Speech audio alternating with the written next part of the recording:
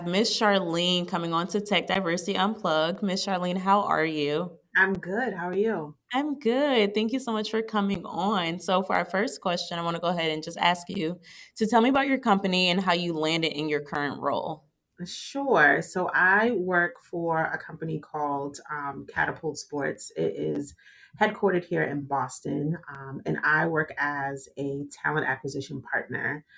So I'm focused on all things related to recruiting, but in addition to recruiting, I also am working on and collaborating with other employees here on our diversity, equity, inclusion, and belonging initiatives at the company.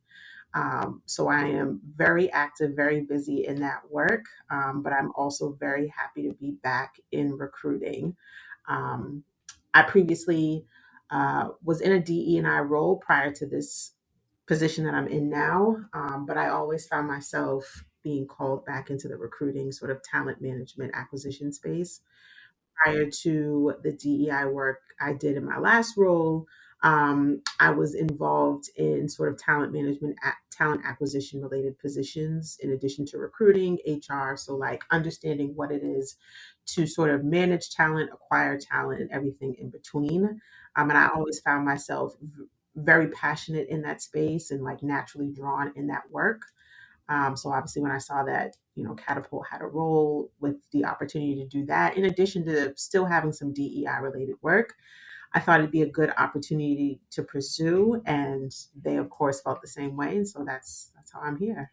Love it. So, when you said that you've been doing DEI in your previous company, when did you like first find out that you had like that love for DEI? So that interest came probably two positions prior. So I was working as a talent management coordinator for a law firm. And so up until this role, my work had been primarily in sort of the finance legal space, doing talent and sort of DEI work. And my first glimpse of the DEI work specifically came when I joined our diversity action committee at the time. So that was comprised of professional staff as well as attorneys at the time. And, similar to kind of what the name of the committee sounds like, it was just an opportunity to contribute, contribution in terms of volunteering for sort of certain initiatives, as well as sort of providing input on where we felt the company should focus as it relates to DEI. So, the various different initiatives related to hiring, related to overall management for our existing talent, benchmarks that we wanted to hit, various different programs, putting together an engagement survey, kind of getting a pulse of what everyone thought as it relates to DEI, were just some of the things that the committee gave us an opportunity to be a part of. And then, of course, as you start doing that work, you realize, like, oh, this is, opening another door of other things that we could possibly be getting more involved in. So it was like the springboard of me wanting to be like, well, I see when we're doing hiring, we're focused on X, Y, and Z. We're not really focused on this, why, and then like, how can we get more involved in that space? So that sort of was the snowball into getting into DE&I. I love that so much. So, right now, your current company, what are some strategies that you all use to like hire diverse employees? So I think the first thing is being educated and sort of like why having a diverse talent pool is important. So there's an educational component to it, as well as understanding, the importance of collaboration. So obviously, us being a tech company, resources are very important to how we maneuver. So tapping into our existing resources in terms of the, websites or online platforms that we engage with.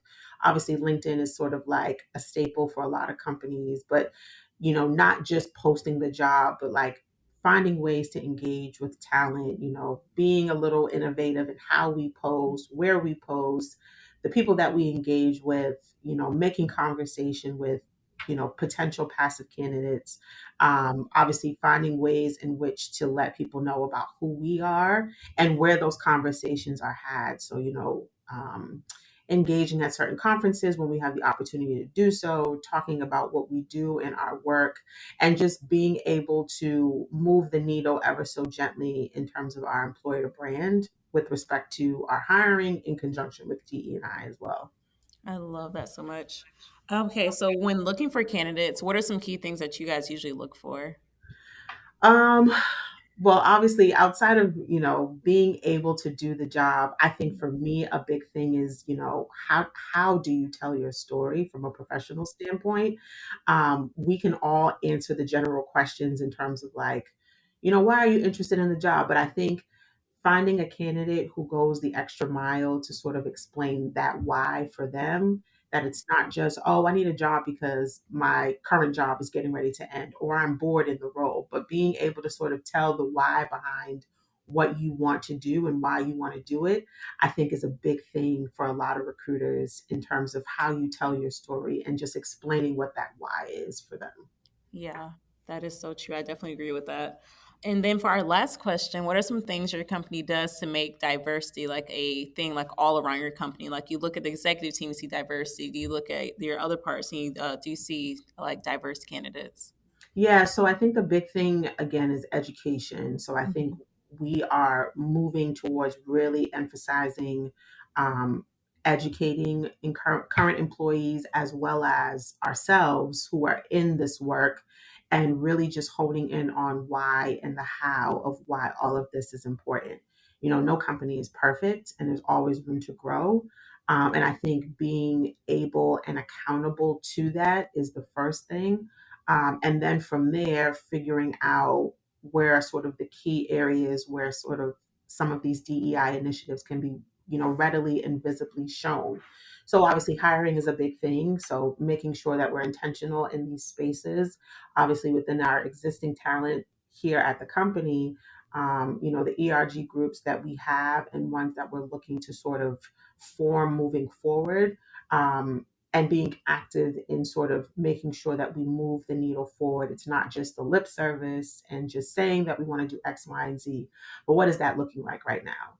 Also, understanding too, like none of this is happening tomorrow, but understanding that there's a long game with all of this, and just continuing to push the needle and not getting frustrated if things aren't necessarily moving faster than we would like because we're so used to like a quick turnaround, check Right. the box, a benchmark is completed, okay, on to the next.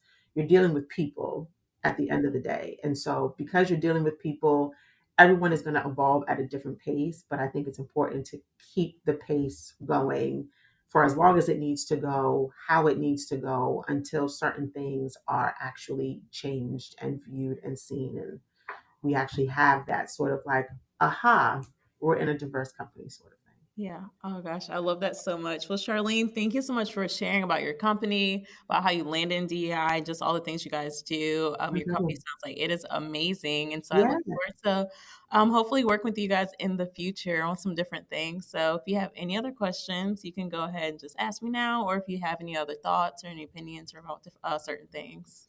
No, I think what you guys are doing is great. I think it's always good to have these conversations, provide different perspectives. And again, it's a learning opportunity, it's opportunity to educate, and we just got to continue moving forward. Yeah, love that so much. Well, again, thank you so much, Charlene, for coming on. It was great talking to you. You too.